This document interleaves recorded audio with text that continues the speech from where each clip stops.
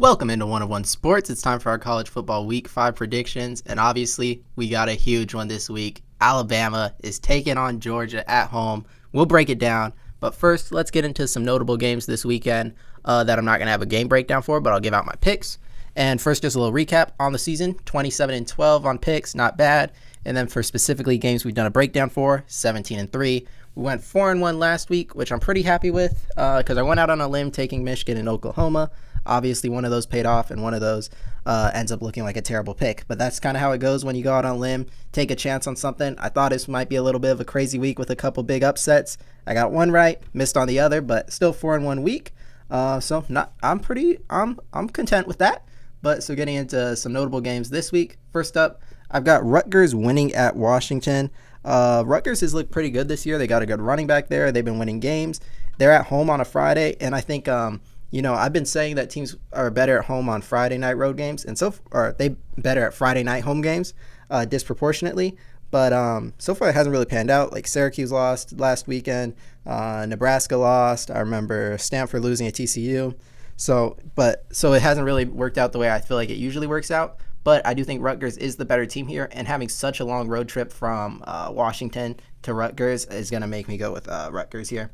Then I've got Baylor over BYU. I think BYU's riding a high, getting that big win over Kansas State. I think they're a little bit inflated because it was just a weird bunch of turnovers that happened that you won't get consistently. I think they come back down to earth here, and Baylor's able to beat them.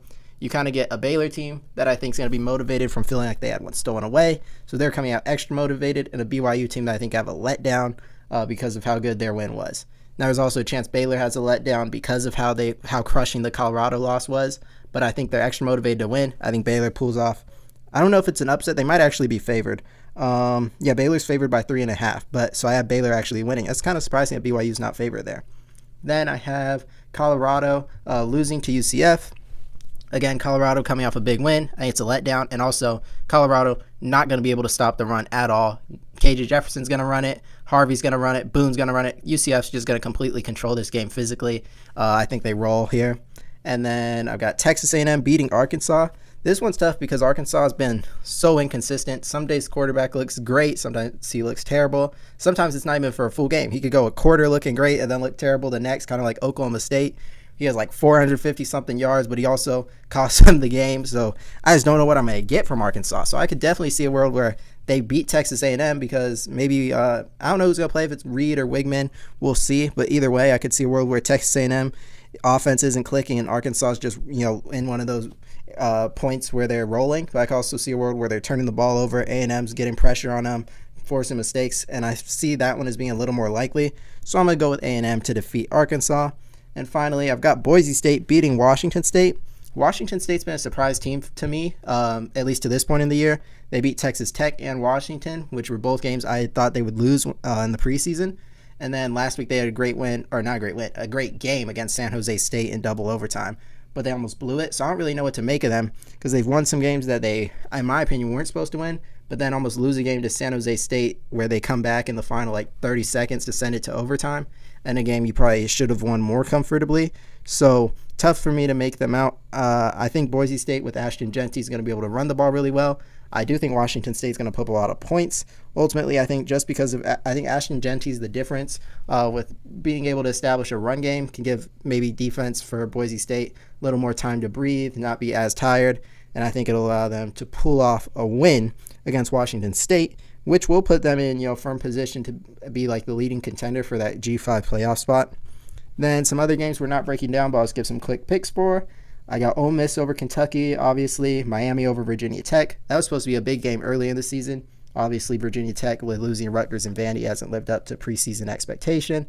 Michigan over Minnesota. Indiana over Maryland. Indiana's been one of the best surprise teams. In the preseason, I had Purdue over Nebraska. Now I think Nebraska wins because Purdue's been really bad, and Nebraska already got the loss that they should have gotten with Dylan Raiola making mistakes, which was kind of my logic on the Purdue loss in the preseason.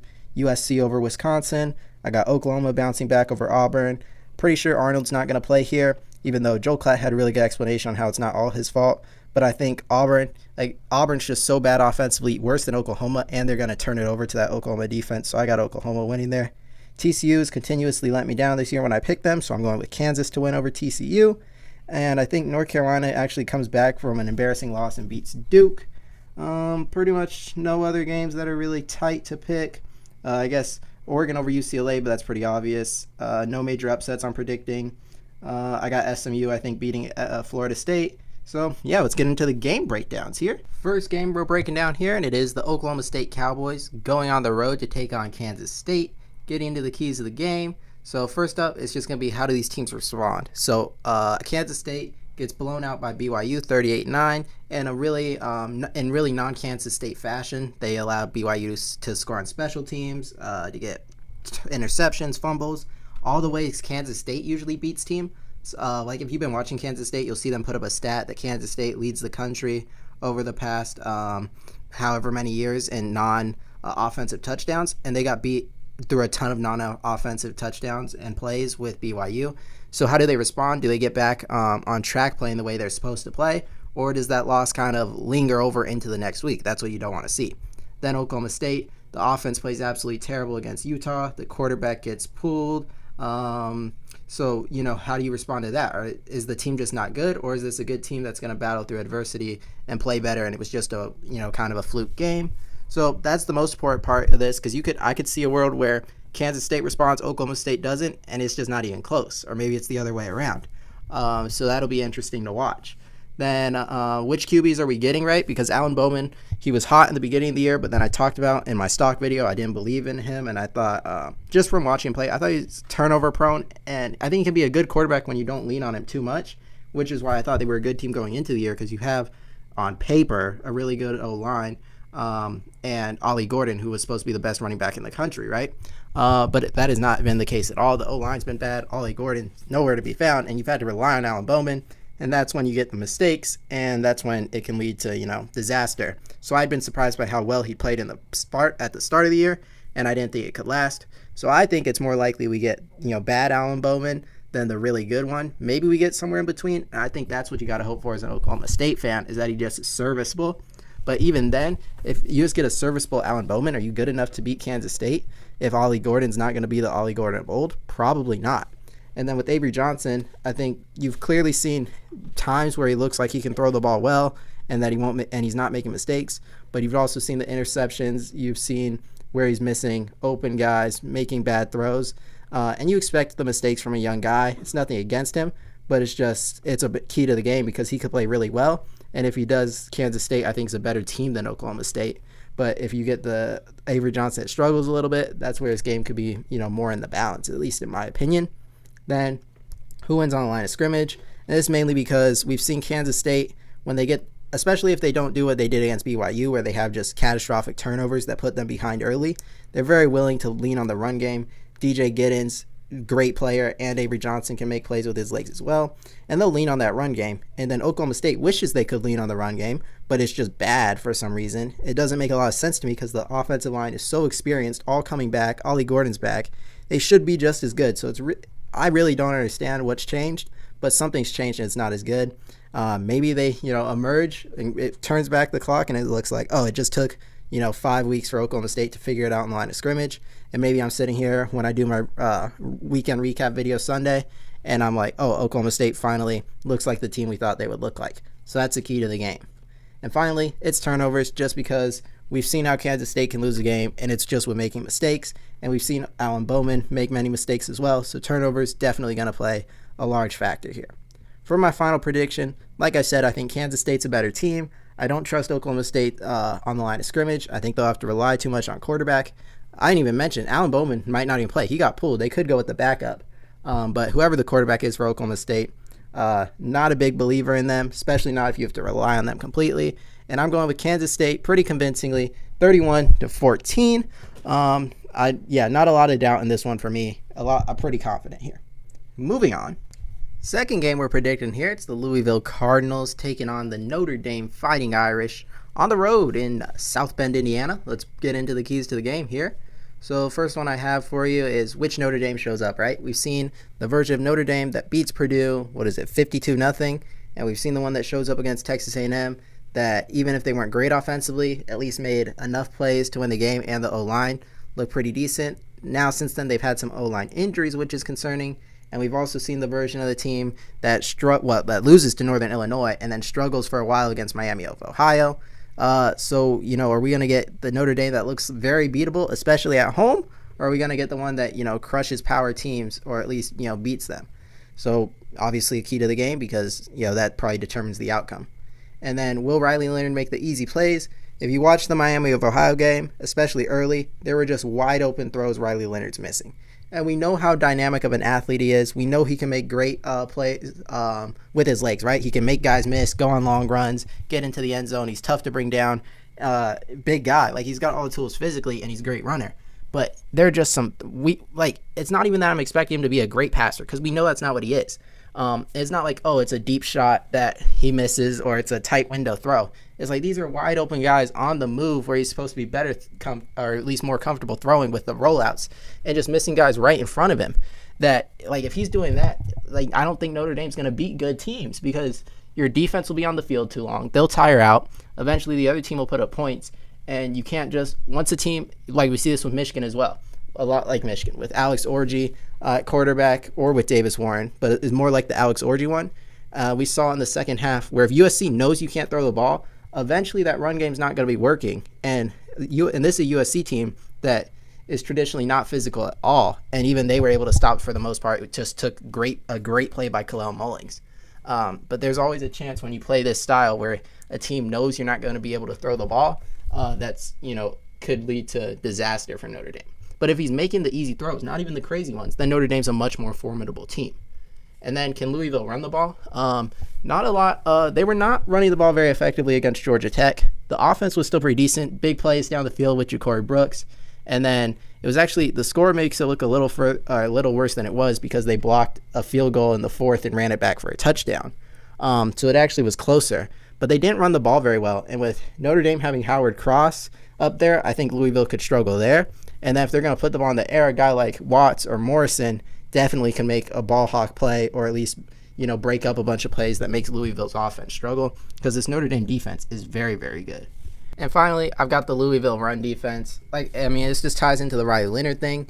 There's a chance that Notre Dame's just going to try to bludgeon Louisville, but with the offensive line that struggled a lot, Louisville's got to be able to first stop the run, and then once you stop the run, you can rush the passer, disrupt Riley Leonard, and that gives you a good chance to win this game. So final score, I think it's a pretty close game. I think Notre Dame's offense keeps Louisville contained for the most part. I think they maybe make a couple big turnovers that set up the offense well, field position-wise, and do just enough to win it 23-20. This was a really tough one for me. Ultimately, with Notre Dame at home, I think they're going to be able to just pull off the win.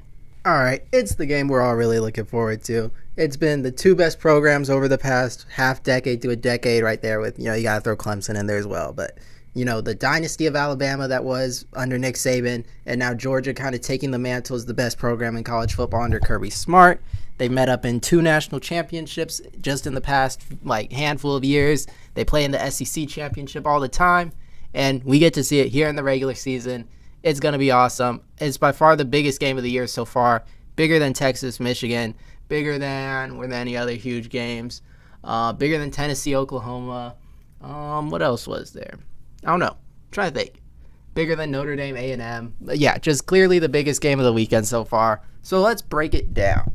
All right, so what are the keys to the game? First up, we got the Alabama secondary.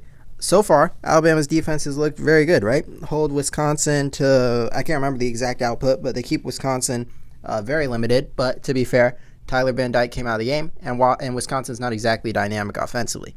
Same thing with South Florida and whoever the other team they played as well, the small school. I feel like, because coming into the year, there were a lot of questions about how good their secondary could be, losing a guy like Caleb Downs, losing a guy like Terrion Arnold. So it's just question marks there, and I feel like they just haven't been tested.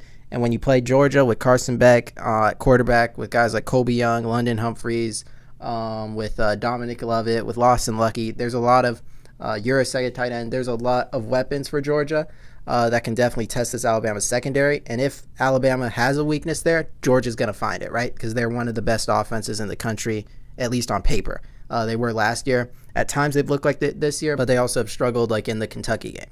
Second, we've got Kirby Smart versus Kalen DeBoer. I think this is huge, right? The Kirby Smart's trying to prove that it was just a Nick Saban problem. It wasn't an Alabama problem, right? You're going to hear this everywhere you go. Kirby Smart, 1-5 against Alabama, but is that because they're Alabama, or is it because it was Nick Saban, right? I feel like there's two ways you can think about it. One way you can think is, oh, Nick Saban's the greatest coach of all time, and Kirby's he's his best apprentice, if that's how you want to use it, coming under Saban.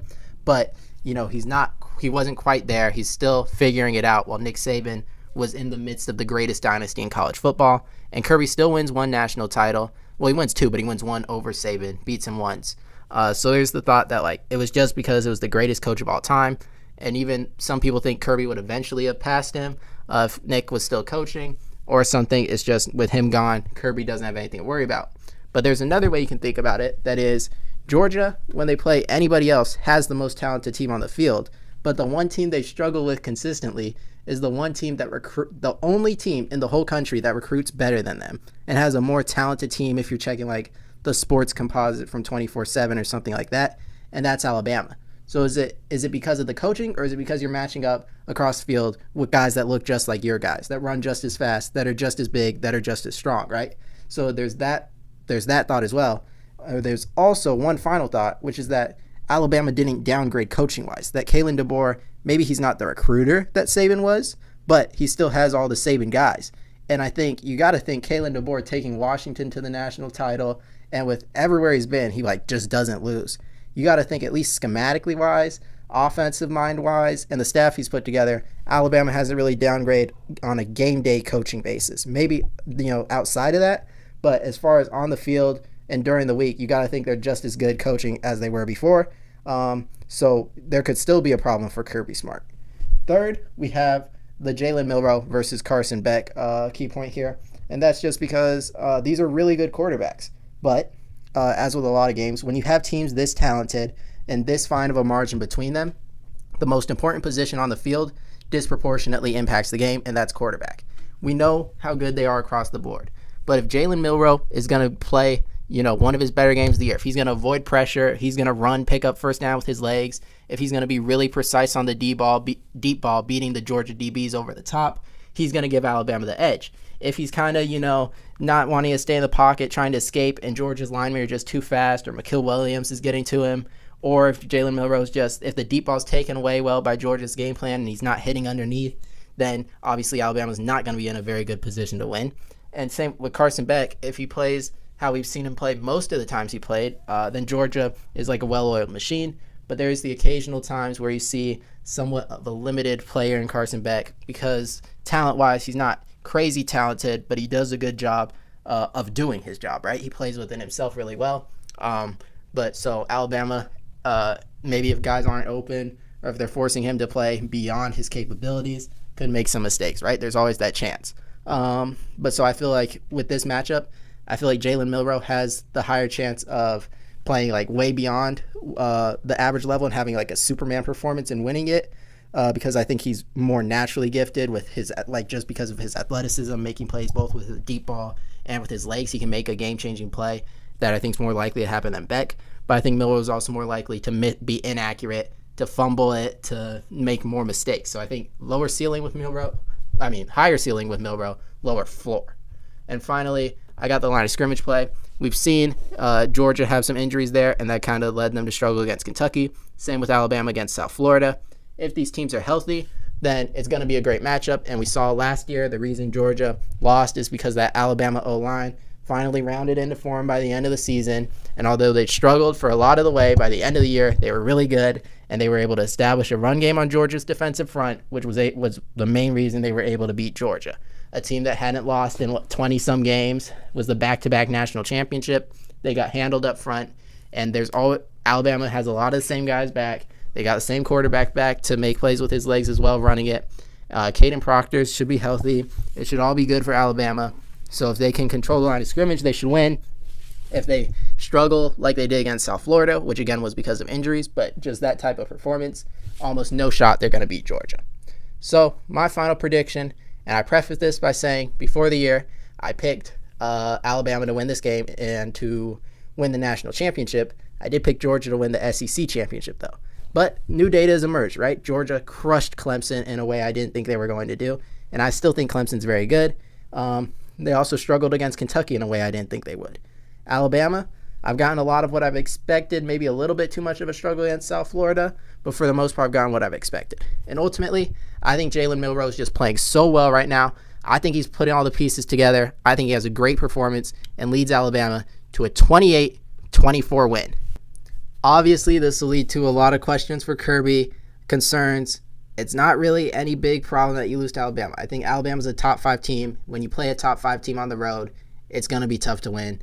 No concerns about Georgia. I just think these are 2 great teams, one with home field advantage, and I think they get the job done. All right, for our 4th game, we got the Illinois Fighting Illini taking on the Penn State Nittany Lions. Gotta say, if you asked me at the start of the season, did not think this would be a game that makes a top 5 of the weekend. But Illinois has been a really good surprise team this year, beating Nebraska, which I didn't think they would do. Also didn't think they beat Kansas. So, definitely the underdog here, but they can surprise people again. Keys to the game, let's see what we got here. We have, can Luke Altmaier perform? If you look at this Penn State defense, I think it's rounding into form. Bit of a struggle against Bowling Green, but it's definitely been playing well. Shut out Kent State, given Kent State's a terrible team.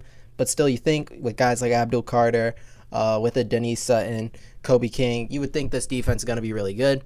And although Illinois has been pretty good and Luke Altmaier's looked really good, with the question, I think with how good Penn State is, you still got to have a question about the offense, and with how bad Illinois played offensively against Penn State last year, that's kind of still in my mind because they could not move the ball at all.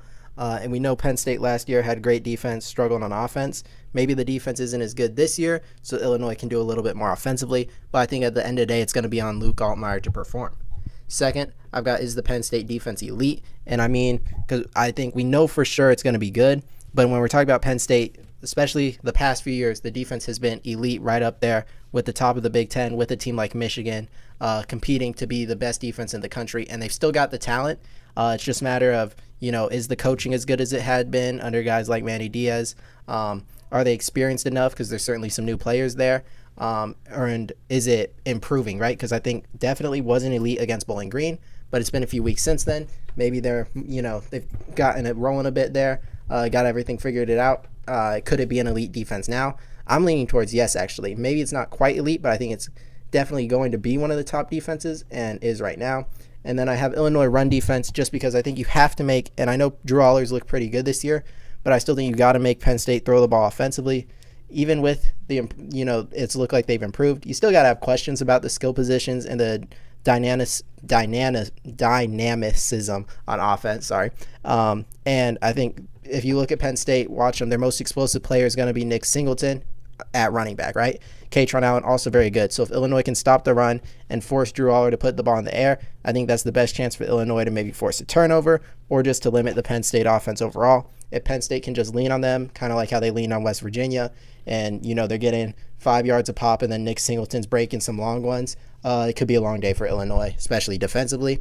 And finally, I've got the talent edge. I mean, it's just hard to ignore Penn State with the guys they have. I mentioned Nick Singleton, Katron Allen, oh man, Drew Aller, Kobe King, Abdul Carter, Denise Sutton, and there's just not that caliber of player on Illinois. At least I don't think there is. Even like I remember last year they had a guy like Jerzon Newton who was on that level, and he did some nice things.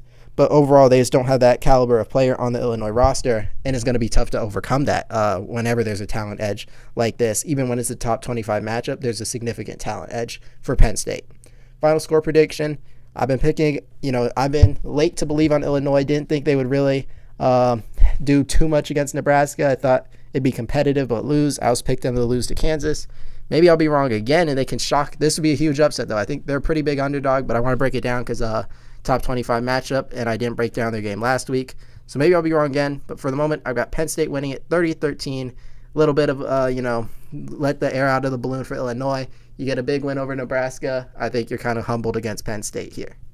Final game breaking down, the Arizona Wildcats are going on the road to face the Utah Utes, who are coming off a big win against Oklahoma State. Arizona, last time we saw them play, got rolled by Kansas State on the road. They had a bye week this last week, so that was 2 weeks ago. For the keys to the game, Cam Rising's health, same as last week, except it actually wasn't a key to the game, right? Because Utah just handled it anyways. But for as long as he's out, or at least questionable, I think you got to at least have this as a key to the game. Because, Utah's a different team with and without Cam Rising. and with or without a healthy Cam Rising, because he's missed so much football at this point that even if he comes back, I've got to expect him to be rusty and not the Cam Rising we saw when he was fully healthy before the injury. So big question marks there.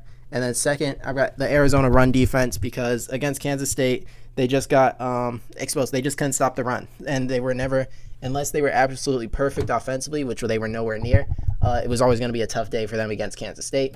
It could be the same against Utah if they're not physical enough on the line of scrimmage. Third, I've got, can Arizona be dynamic passing? You certainly have the players. You have the best wide receiver in the country, in my opinion, in T-Mac, and Noah Fifita and him have that psychic link. You just got to get the ball to him consistently, and you've got to be good in protection to give him time. I think the Arizona offensive line can play a lot better than it has so far this year, and I think McMillan can draw so much attention to get other people involved and also make crazy catches no matter who's guarding him, 2 people, 3 people, he's that good. I think you just got to have time. Fifita's got to be on time, accurate, not make mistakes, and I think they certainly can be that and have the potential to be dynamic passing, but we didn't really see it against Kansas State. I need to see it here against Utah if they're going to win this. And finally, I've got the rest advantage. I do think Utah having a tough, even if they controlled the game for a lot, it's not easy to beat a team like Oklahoma State that is well coached by Mike Gundy when they have that comeback in the fourth quarter. And it was kind of a hyped up game on the road. I think it's tough to come from that and play another good team in Arizona when that team is coming off a bye and is looking to get back on track after a tough loss. And I think that could be key here. So final score prediction, I actually believe Arizona is going to look a lot better offensively. I think they're going to be better in run defense, and I actually think they're going to pull an upset here, kind of flip the Big 12 upside down, show how competitive this league is, how you don't know where it's going, and I've got Arizona winning 30-20. That's the final prediction I have for this week of college football. Let me know who your guys' predictions are. Make sure to leave a like, subscribe. I thank you guys for watching, and I'll see you next week. Bye.